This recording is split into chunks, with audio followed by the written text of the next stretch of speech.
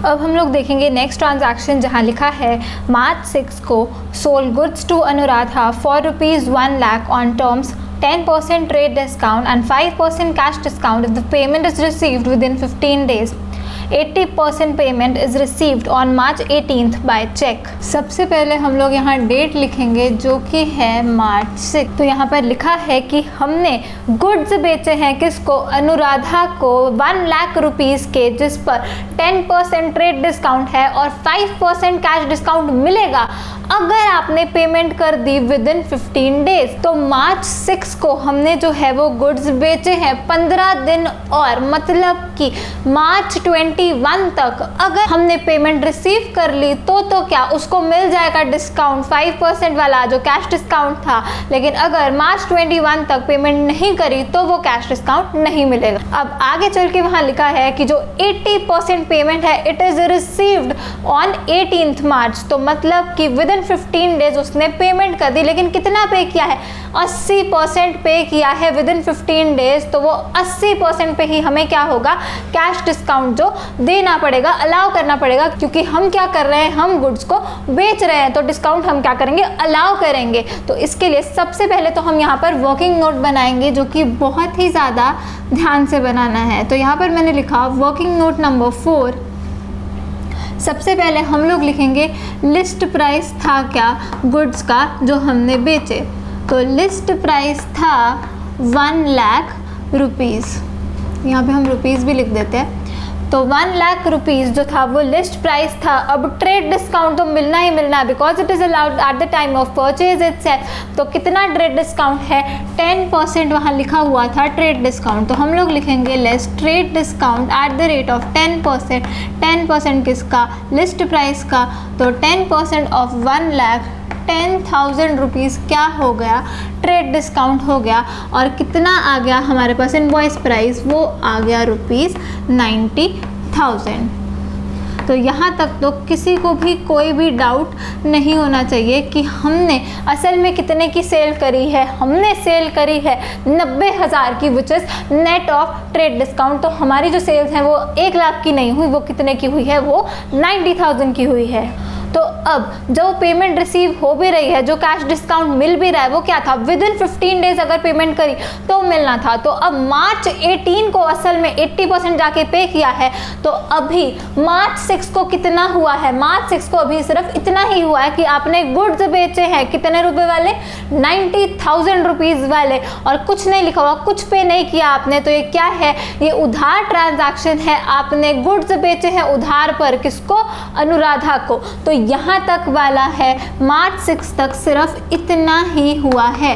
तो March 6 को जो एंट्री डलेगी वो बस यहाँ तक की डलनी है, सेल की एंट्री डलनी है कि हमने जो गुड्स है वो अनुराधा को उधार पर बेच दिए, क्योंकि उसी टाइम उसने कुछ भी पे नहीं किया। 80% पे तो कर रही है, लेकिन कब कर रही है, March 18 को पे कर रही है। तो March 18 को जाके आगे देखेंगे क्या होगा।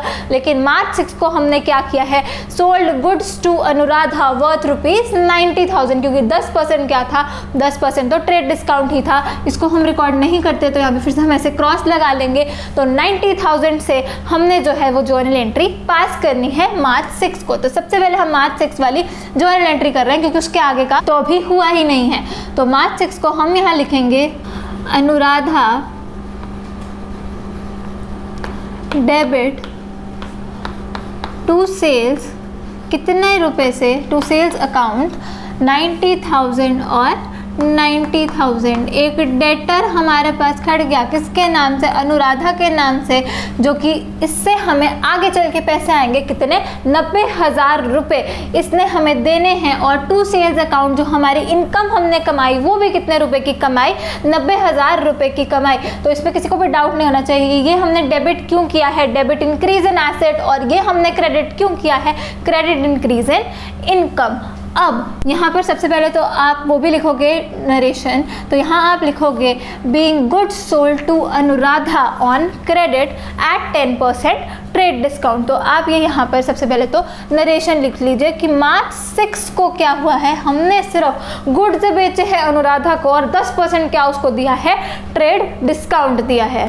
तो अब इतना करने के बाद अब आगे मार्च 18 को हमने क्या किया, 90,000 रुपीज़ वो अनुराधा ने हमें देने हैं। और अब मार्च 18 को क्या हो रहा है, मार्च 18 को असल में उसने मतलब कि विद इन 15 डेज उसने 80% पेमेंट जो है वो कर दी। और चैनल जो था वो क्या यूज़ किया, चेक के थ्रू उसने हमें पेमेंट करी है, क्योंकि वहाँ लिखा है रिसीव्ड वाया चेक। तो अब यहाँ पर हम इसके दो पार्ट्स करेंगे। एक तो क्या होगा, 80% जो उसने ऑलरेडी पे कर दिया, जिस पे हमें क्या मिलेगा, कैश डिस्काउंट मिलेगा, क्योंकि उसने विद इन 15 डेज पे कर दिया। और विद इन 15 डेज पे करो तो क्या मिलना था, कैश डिस्काउंट मिलना था 5%। तो यहाँ पर 80% ऑफ 90,000 कितना आया, 72,000 रुपीज़ वैसे हमें उससे मिलने थे, लेकिन क्योंकि उसने 15 डेज़ के अंदर अंदर पे कर दिया, मार्च 6 से मार्च 18 15 डेज़ के अंदर अंदर पे कर दिया है उसने, तो उसको क्या मिलेगा, कैश डिस्काउंट भी मिलेगा। तो हम लिखेंगे less cash discount at the rate of 5%, जो कि कितना होता है 3600 रुपीज़, और रह कितना गया, ये रह गया 68,400। तो असल में बैंक में कितने आए हैं, बैंक में हमारे आए हैं 68,400 रुपीज़, और ये 3600 क्या है, हमने बेचा है। तो हमने क्या किया है, ये डिस्काउंट अलाउ किया है अनुराधा को। तो ये 3600 रुपीज़ क्या है, ये है डिस्काउंट अलाउड, क्योंकि हम गुड्स बेच कर आ रहे थे। अब जो बचा 20% क्या हो गया, 80% तो हमने रिसीव कर लिया, उस पर हमने कैश डिस्काउंट भी दे दिया, और 20% फिर क्या हो गया, वो क्रेडिट पर रहा, वो उधार रहा, अभी उसने हमें इतने पैसे नहीं दिए हैं। तो ये 20% क्या था, ये क्रेडिट पर ही था। तो 20% ऑफ 90,000 18,000 रुपीज़ जो है वो उधार पर है। तो अब यहाँ ध्यान में क्या बात रखनी है, 18,000 जो क्रेडिट पर है वो तो हमने ऑलरेडी, यहाँ देखो पूरा 90,000 रुपये हम ऑलरेडी रिकॉर्ड कर चुके हैं कि उधार पर हमने सेल करी है अनुराधा को, कितने की, 90,000 रुपए की। तो 90,000 से हमने जो अपना एसेट है वो ऑलरेडी बढ़ा रखा है। तो ये जो 18,000 है इसकी कोई एंट्री नहीं होगी, क्योंकि ऑलरेडी 90,000 की एंट्री हुई है।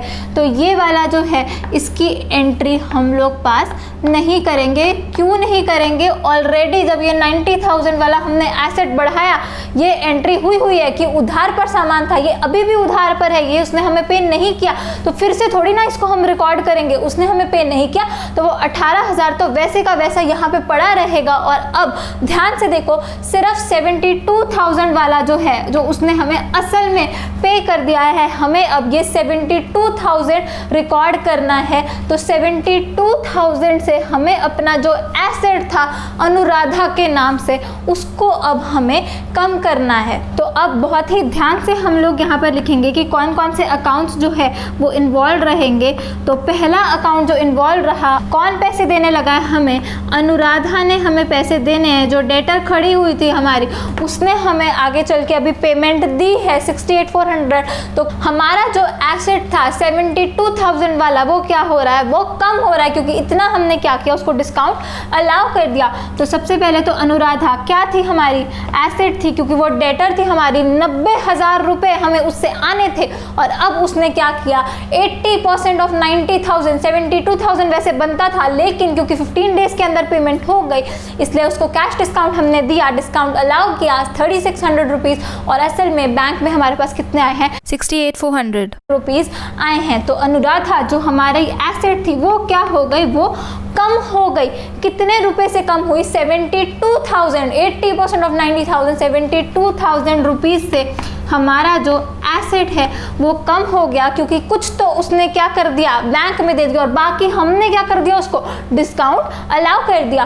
तो इसलिए 72,000 से हमारा जो एसेट है अनुराधा, वो क्या हो गया, वो कम हो गया। सेकेंड अकाउंट जो इन्वॉल्व रहा वो है, हमने कितने पैसे रिसीव करे, 68,400 रुपीज़ हमने बैंक में रिसीव किए। तो बैंक अकाउंट जो है वो हमारा सेकेंड अकाउंट है जो इसमें इन्वॉल्व रहा। बैंक अकाउंट क्या होता है, बैंक अकाउंट हमारा एसेट होता है। अब बैंक में आपको पैसे आ गए तो बैंक बैलेंस आपका बढ़ गया, तो इंक्रीज का साइन हम यहाँ लगाएंगे। कितने रुपए से बढ़ा, जितने असल में बैंक में आए, 68,400 रुपीज़ आए, तो 68,400 से आपका बैंक बैलेंस बढ़ गया। और लास्ट अकाउंट जो इन्वॉल्व हाँ यहाँ पर वो है डिस्काउंट अलाउड अकाउंट, क्योंकि 72,000 से हमारा एसेट कम हुआ, 68,400 हमारे बैंक में आया, तो ये जो 3600 था वो क्या था, वो था डिस्काउंट। तो डिस्काउंट अलाउड अकाउंट यहाँ पर इन्वॉल्व हो गया। ये क्या है, डिस्काउंट अलाउ किया है, लॉस है ये तो एक्सपेंसेस एंड लॉसेस, तो डिस्काउंट अलाउ कर दिया तो एक्सपेंसेस और लॉसेस वाली जो लिस्ट थी वो बढ़ गई। कितने रुपए से बढ़ी, जितना डिस्काउंट हमने अलाउ किया, 3600 रुपीज़ से हमारा जो एक्सपेंसेस और लॉसेस वाली लिस्ट है वो बढ़ गई। तो ये है इफेक्ट इस जर्नल एंट्री का। जल्दी से पहले रूल भी लगा लेते हैं। तो एसेट, अनुराधा आपका एसेट था, एसेट आपका कम हुआ, credit decrease in asset. Bank account आपका एसेट, एसेट आपका बढ़ गया, debit increase in asset. Discount allowed account expense या लॉस, एक्सपेंसेस एंड लॉसेस आपके बढ़ गए तो debit increase in expenses and losses. देखेंगे total of debit is equal to total of credit. Credit का टोटल 72,000 और डेबिट का टोटल 68,400 प्लस 3600, वो भी क्या 72,000। तो हमारा जो इफेक्ट हमने डाला है वो सही है। अब ध्यान में रखने वाली बात क्या है, कोई ये नहीं सोचे कि हमने इसको रिकॉर्ड क्यों नहीं किया, हमने इसको रिकॉर्ड किया हुआ है। यहाँ पर 90,000 का एसेट खड़ा किया था हमने और अब उसमें से 72,000 का एसेट कम करने वाले हैं, तो नेट कितना बचा, ये 18,000 वाली एंट्री तो ऑलरेडी यहाँ पर डली हुई है, क्योंकि हमने 90,000 से अपना जो पूरा एसेट है वो रिकॉर्ड किया हुआ था। तो ये बहुत इंपॉर्टेंट वाली जर्नल एंट्री थी, क्योंकि कोई भी ये ना सोचे कि 18,000 तो हमने कुछ क्यों नहीं किया। ऑलरेडी आप एसेट अपना खड़ा कर चुके हो, क्रेडिट पर सेल करी थी तो क्रेडिट पर सेल की एंट्री ये डली हुई है। अनुराधा डेबिट टू सेल्स 90,000 पूरे अमाउंट से डली हुई है। लेकिन अब कम कितने वाला एसेट होना है, 80% ऑफ 90,000, 72,000 वाला कम हो रहा है। विद इन 15 डेज उसने पेमेंट कर दी, इसलिए 3600 का कैश डिस्काउंट मिल गया और बैंक में कितने पैसे आए, वो आए 68,400। आई होप सभी को ये जो इफेक्ट है वो सही से समझ में आ गया हो। तो अब हम लोग इसकी भी जर्नल एंट्री यहाँ पर लिख लेंगे। तो डेट है इसकी मार्च 18। क्या जर्नल एंट्री बनी हमारी, बैंक अकाउंट डेबिट कितने आ रहे हैं बैंक में 68,400, डिस्काउंट अलाउड अकाउंट डेबिट। आप लोग यहाँ पे कभी भी शॉर्ट फॉर्म नहीं लिखेंगे, हमेशा पूरा वर्ड ही यहाँ पर लिखना है जर्नल एंट्री में। तो डिस्काउंट हमने कितना अलाउ किया, लॉस हमें कितना हुआ, वो हुआ 3600 रुपीज़ का। और टू क्या लिखेंगे, टू अनुराधा कितने से हमारा एसेट कम हो गया, हमारा एसेट कम हो गया 72,000 रुपीज़ से। अब यहाँ पर ही देख लो, अनुराधा को डेबिट किया हुआ था कितने से, 90,000 से। अब अनुराधा को क्रेडिट कर दिया कितने से, 72,000 से।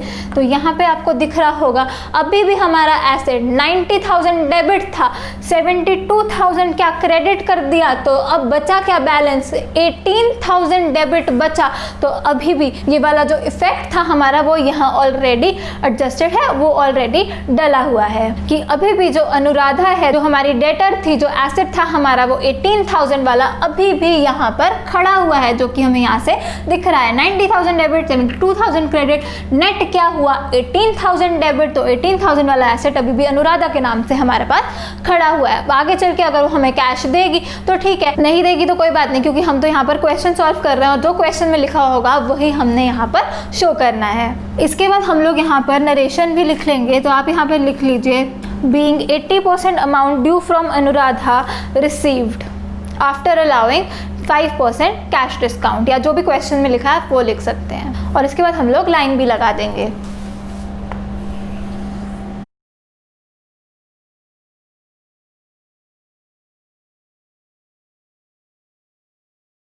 अब लास्ट ट्रांजैक्शन देखेंगे हम लोग। मार्च 20 को यहाँ लिखा है, sold goods to Sudha for ₹1 lakh at 20% trade discount and 10% cash discount if the payment is received within 10 days.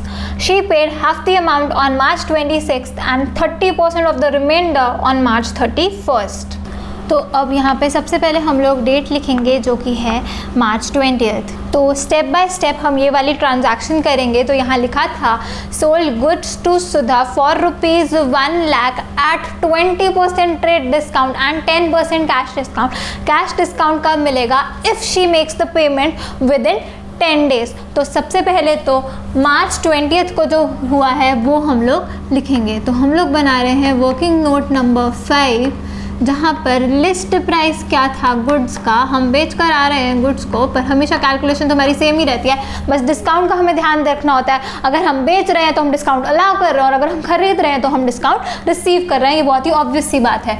तो लिस्ट प्राइस गुड्स का था 1 लाख रुपीज़, और जो ट्रेड डिस्काउंट होता है वो क्या होता है, उसी समय माइनस हो जाता है जिस समय भी परचेज या सेल वाली ट्रांजैक्शन हो रही होती है। तो लिखेंगे लेस ट्रेड डिस्काउंट। कितना ट्रेड डिस्काउंट था, at the rate of 20%, 20% of 1 lakh कितना आया, 20,000 रुपीज़ ट्रेड डिस्काउंट। इसको हम कभी भी रिकॉर्ड नहीं करते, तो इनवॉइस प्राइस क्या आ गया, 80,000 रुपीज़ का इनवॉइस प्राइस आ गया।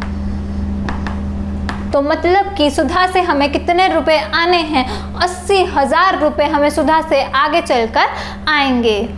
अब यहाँ लिखा है she paid half the amount on March 26। तो अभी लेकिन हम किस दिन की रिकॉर्ड कर रहे हैं ट्रांजैक्शन, मार्च 20 को जब सेल हुई है तब की हमने ट्रांजैक्शन रिकॉर्ड करनी है। तो अभी कोई पैसे नहीं आए, तो अभी क्या है, ये उधार पर हमने सामान बेचा है, कितने रुपए वाला, 80,000 रुपये वाला। तो सबसे पहले हम अभी मार्च 20 को ट्रांजैक्शन डालेंगे, goods sold to Sudha rupees 80,000। तो क्या एंट्री डलेगी, सुधा जो हमारा एसेट है वो खड़ा हो जाएगा, सुधा डेबिट टू सेल्स, कि हमने उधार पर सामान बेच दिया सुधा को कितने रुपए का, 80,000 और 80,000। यहाँ पे आप लोग नरेशन भी लिखेंगे, being goods sold to Sudha on credit at 20% trade discount. अब वहाँ पर लिखा हुआ है कि अगर विद इन 10 डेज, मतलब कि मार्च 20 को ये ट्रांजैक्शन हुई है, मार्च 30 तक अगर उसने हमें पेमेंट कर दी तो क्या है, उसको 10% कैश डिस्काउंट मिलेगा, नहीं तो उसको कैश डिस्काउंट नहीं मिलेगा। अब वहाँ आगे लिखा हुआ है कि मार्च 26 को उसने आधी अमाउंट जो है वो पे कर दी। वहाँ लिखा हुआ है she paid half the amount on March 26, मतलब कि विद इन 10 डेज उसने पेमेंट कर दी। तो हाफ अमाउंट जो है वो उसने पे कर दी किस दिन, मार्च 26 को। तो कितने रुपए उसने हमें देने थे, 80,000 देने थे, उसका आधा क्या होता है, 40,000 रुपये जो है वो उसने हमें देने थे मार्च 26 को, मतलब दिए हैं, लेकिन अब उसने विद इन 10 डेज पेमेंट कर दी, मार्च 20 से लेके 10 दिन क्या, मार्च 30, तो मार्च 26 विद इन 10 डेज उसने पेमेंट कर दी। तो she is eligible for receiving cash discount which is at the rate of 10%। तो अब हमें उसको डिस्काउंट देना होगा, तो इसमें से हम लेस करेंगे, less cash discount at the rate of 10%। अब 10% किसका, जितना आप कैश रिसीव कर रहे हो उसी का तो करोगे। तो 10% किसका होगा, या लिख भी दूँ, 10% ऑफ 40,000, तो ये कितना आया, 4,000 रुपीज़ जो है आपने क्या किया, डिस्काउंट अलाउ करा। क्योंकि हम क्या कर रहे हैं, हम तो सेल कर रहे हैं, तो डिस्काउंट अलाउ किया हमने 4,000 रुपीज़ का, और बैलेंस कितने रुपए हमें आए हैं, 36,000 हमने रिसीव किया है। तो अब कुछ भी नहीं लिखा कि किस रूट के थ्रू, मतलब कि बैंकिंग चैनल के थ्रू आया कि कैश आया। तो जब कुछ नहीं लिखा होता तो मतलब क्या है, हमने कैश रिसीव किया है कितना, 36,000 का। क्योंकि जब भी बैंक इन्वॉल्व होता है तो वहाँ लिख देते हैं, वो बैंकिंग रूट लिख देंगे या फिर क्या लिख देंगे, चेक लिख देंगे। तो कुछ नहीं लिखा हुआ मतलब उस हमने कैश रिसीव किया है। तो 36,000 वाला कैश हमारे पास आया, और जो बाकी रह गया वो क्या है, वो तो उधार ही है, वो तो ऑलरेडी इसमें रिकॉर्डेड है। जैसे हमने इसमें देखा था वैसे ही सेम केस ये है कि जो बाकी उधार वाला हो गया वो तो ऑलरेडी रिकॉर्डेड है, हमें उसका कुछ भी नहीं करना, जितना सेटल हुआ है उसकी ही हमने जर्नल एंट्री डालनी है। तो सबसे पहले हम यहाँ पर लिखेंगे अकाउंट्स इन्वॉल्व क्या क्या हैं। सबसे पहला अकाउंट जो है वो होगा उसी पर्टिकुलर डेटर का जो कि क्या थी, सुधा। तो सुधा हमारी क्या थी, डेटर थी, वो एक एसेट थी। तो अब उसने हमें कुछ पेमेंट कर दी, तो अब क्या आपका एसेट कम हो जाएगा। तो यहाँ पर हम लगाएंगे डिक्रीज का साइन, कितने रुपए से कम होगा, पूरा 40,000 हम सेटल करने वाले हैं, 36,000 तो हम कैश रिसीव कर लेंगे, और 4,000 हमने उसको डिस्काउंट दे दिया क्योंकि उसने पेमेंट कर दी थी विद इन 10 डेज। तो पूरा 40,000 रुपये से जो हमारा एसेट है वो कम हो गया। सेकंड जो अकाउंट यहाँ पर इन्वॉल्व रहेगा वो है कैश अकाउंट, क्योंकि हम कैश क्या कर रहे हैं, कैश रिसीव कर रहे हैं। कैश क्या होता है, एसेट होता है। सुधा ने आपको कैश दिया तो जो आपका कैश का बैलेंस है वो बढ़ गया, कितने रुपए बढ़ गया, जितना आपके पास आया 36,000 से आपका कैश का जो बैलेंस है वो बढ़ गया। और साथ में ये जो डिफरेंस रहा 4,000 रुपये का, वो आपके लिए क्या है, वो है डिस्काउंट अलाउड। तो थर्ड और लास्ट अकाउंट जो यहाँ पर इन्वॉल्व रहा वो है डिस्काउंट अलाउड अकाउंट, क्योंकि क्या है, एक्सपेंस है या लॉस है। तो इस वाली ट्रांजैक्शन से आपका एक्सपेंस या लॉस जो है वो बढ़ गया, कितने रुपए से बढ़ा, जितना आपने डिस्काउंट उसको अलाउ कर दिया।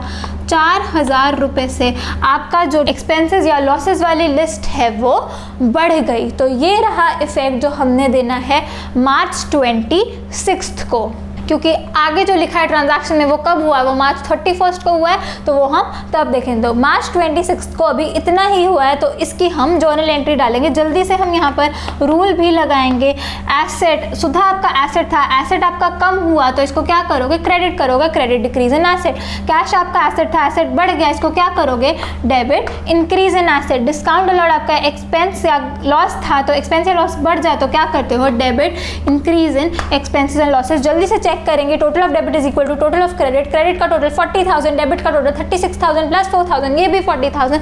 तो इफेक्ट हमने सही दिया है। अब हम इसे यहाँ पर भी लिख लेंगे। तो डेट हम लोग लिखेंगे मार्च 26, जिस दिन हमने क्या किया है, 36,000 तो हमने कैश रिसीव कर लिया। तो कैश अकाउंट डेबिट कितना, 36,000।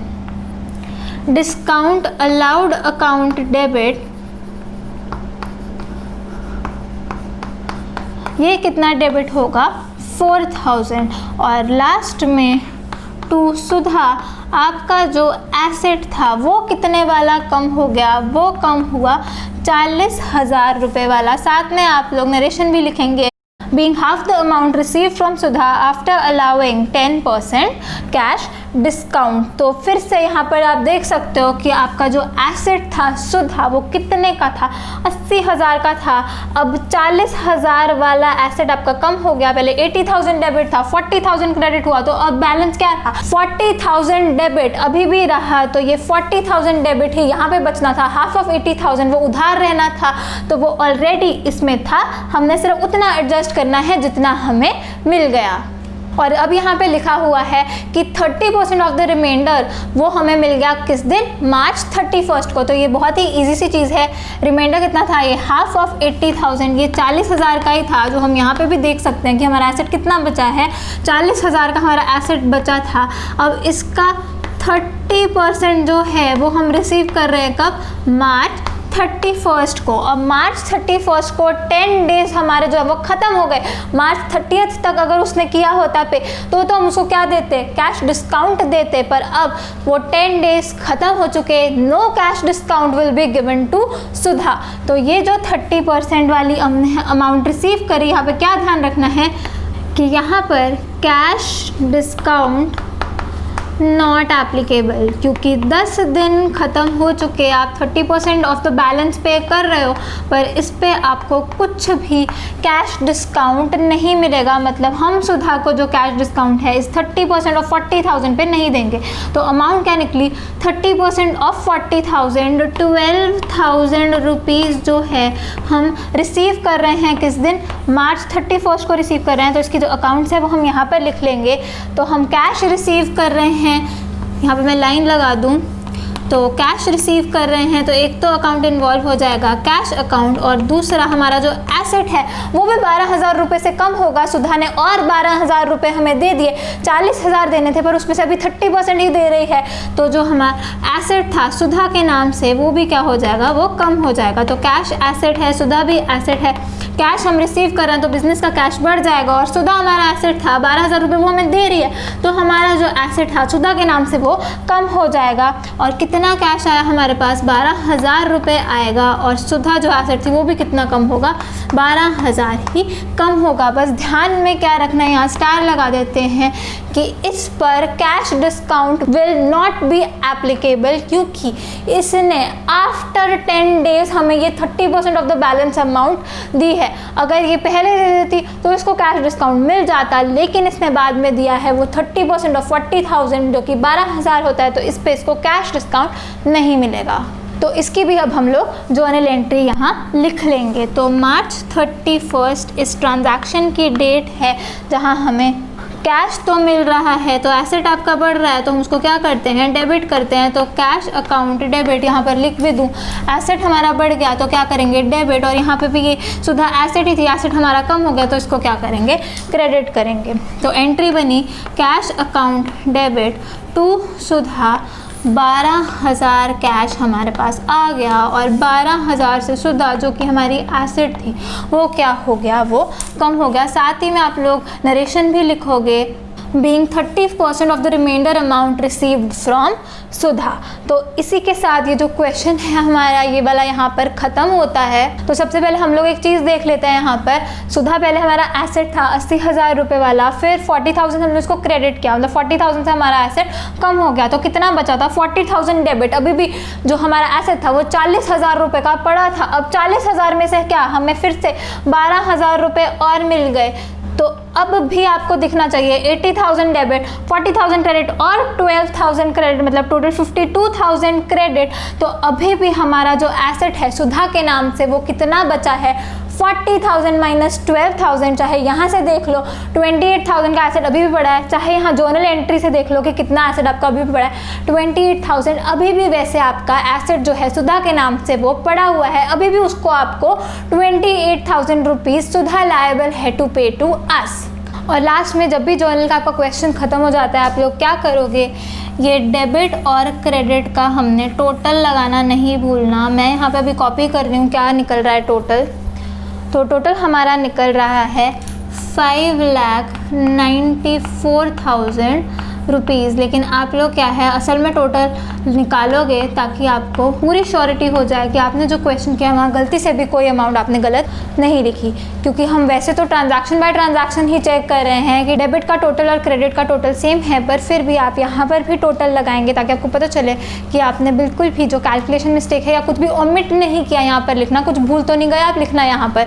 तो इसलिए आप इसका टोटल भी बिल्कुल ध्यान से लगाएंगे। और वैसे अगर आपका ये जो क्वेश्चन होता है जर्नल वाला वो एक पेज में ख़त्म नहीं आ रहा, तो उस पेज का आप टोटल लगाते हैं, वहाँ पर आप लिख देते हो कैरिड फॉरवर्ड। कैरिड फॉरवर्ड मतलब आगे लेकर आप चले गए हो। और फिर जो नेक्स्ट पेज होता है उसमें भी आप ये टोटल लिख देते होते हो, और उसको क्या लिखते हो, ब्रॉट फॉरवर्ड, मतलब कि वहाँ से अब आप इसको यहाँ ले आए हो। ब्रॉट फॉरवर्ड कि जो पिछला टोटल है उसको आप आगे ले आए हो, तो उसको बोलते हैं ब्रॉट फॉरवर्ड। तो जब पेज खत्म हुआ लिख दिया कैरिड फॉरवर्ड, मतलब आप अगले पेज पर लेके जा रहे हो, और जो नेक्स्ट वाला पेज होगा वहाँ लिख दोगे ब्रॉट फॉरवर्ड, मतलब कि आप आगे ले आए उसको।